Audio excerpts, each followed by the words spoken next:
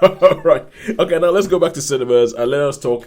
If I Had Legs, I'd Kick You. So this is in the Oscar. The main thing I've heard about this is that people keep talking about Rose Byrne, who plays the main character in this, and everybody's talking about her for an Oscar. She's been nominated for the Best Actress Oscar. An award that everybody says is going to go to Jessie Buckley for Hamnet, and that seems to be the case the way the wind is blowing. But people say this is a great central performance from Rose Byrne. So Sean, what did you think of this? Okay, so basically this film, I didn't know what it was to sort of start with. So you've got a lady that's a therapist that is actually the life she's living. You never really see that she's got a daughter who's off screen all the time and nagging her in the back saying double back, mama. And so she gets more and more what's the word? Just like she obviously wants to escape. Yeah. And then in her house, in her flat, in her apartment, there's a big leak in the roof and there's a massive hole that falls in there, and she sort of you've got these weird, like, I wouldn't say 2001 Space Odyssey things where she goes into like a dream with that sort of stuff, looking into this hole, and so she has to go and stay in a motel, and there's some characters in the motel that she meets, and she likes to go out and sort of smoke and drink wine and stuff. Yeah. And her husband, who's on the phone quite a lot, who turns out to be Christian Slater. Ooh. But you know, it's like, oh, what you doing? So yeah, it's very, I don't know. It's very Rose Byrne centric. I mean, I don't know the character because that's really, and everything else, all the other characters are very. Yeah, it's sort of like rotating around her. Everything I heard about this film is said that it's one of those women having a nervous breakdown films. Like that's what the film is. That type of thing. But I think, I mean, she probably acted really, really well. And, but I just found it a little bit too much, really, a little bit dull, a little bit long, shall we say?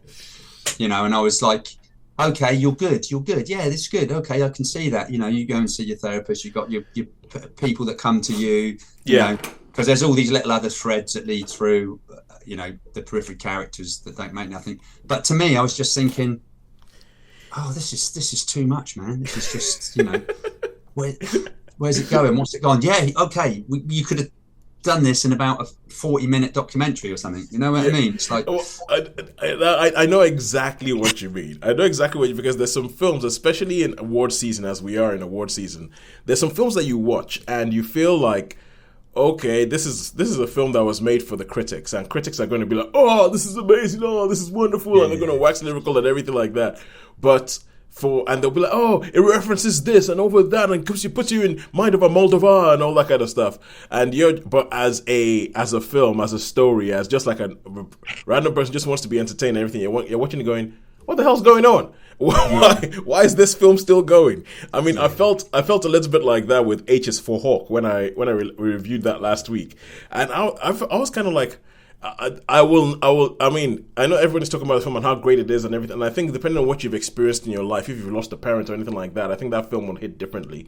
But there were bits of the film where I was looking at my watch going, come on, get on with it, finish the film, and I worried that this film would be a little bit like that. Yeah, I think you're right there. It's I found it a little bit of a slog. Yeah. And I don't know. Yeah, some of the stories are pretty good, but the dude who was in the motel. There's a black dude that was really. I mean, I don't know what he was as an actor, but I thought he played his part really, really well. Well, A$AP Rocky, he's actually more of a musician. Is he more of a musician? Yeah, but also known as Mr. Rihanna. Oh right, okay. Yeah. But he was pretty good, I thought. He was probably, you know, although he wasn't in it a lot, he was. He's been in a couple of things, and when in the things that I've seen him in, he hasn't disgraced himself. The main thing I remember him being in was he was in a film called Dope. That was the first thing I saw him in. Oh right, okay. So A$AP Rocky. Yeah.